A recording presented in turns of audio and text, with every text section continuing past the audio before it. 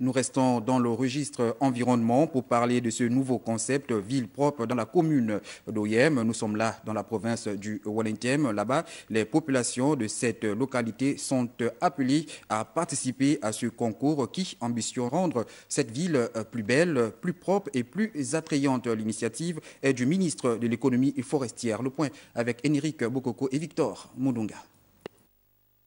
Promouvoir et assurer le maintien de la propriété dans la ville, tel est le leitmotiv des autorités municipales, un challenge soutenu par Estelle Ando, qui lance à cet effet le concours dénommé Oyem Ville Propre.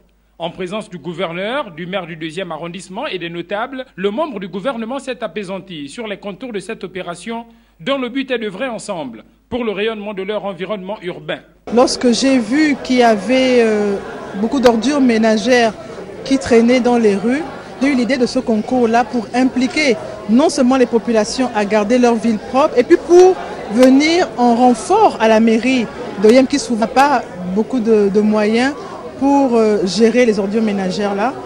Ce concours renferme le prix du quartier le plus propre, soit 1 million de francs CFA à gagner tous les 3 mois, aussi bien dans le 1er que dans le 2e arrondissement. Pour matérialiser ce concept, la native de la localité a remis à ses concitoyens des équipements composé d'une centaine de pelles et près d'une centaine de brouettes. En faisant ce concours-là, nous allons aider à l'esprit patriotique, à l'esprit civique, pour que les gens, même dans leur comportement, n'aient plus l'habitude de jeter les ordures par terre, ou bien lorsque quelqu'un veut jeter ses ordures, le mettre dans le bac à poubelle qui est souvent devant chaque quartier, que chacun s'implique pour garder sa ville propre.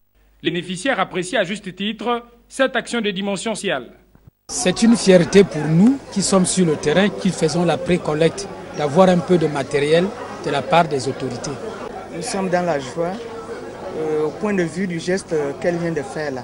Nous la remercions. Nous remercions aussi le président de la République, Ali Bongo Ondimba.